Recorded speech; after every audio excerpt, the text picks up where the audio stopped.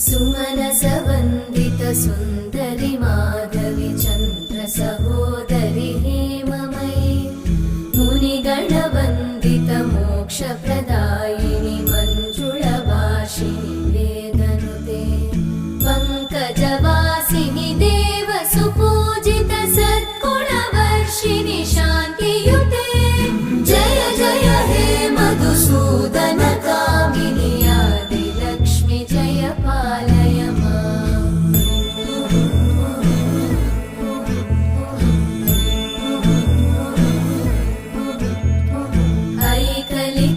ऐकलिकल्मषनाशिनि कामिनि वैदिकरूपिणि वेदमये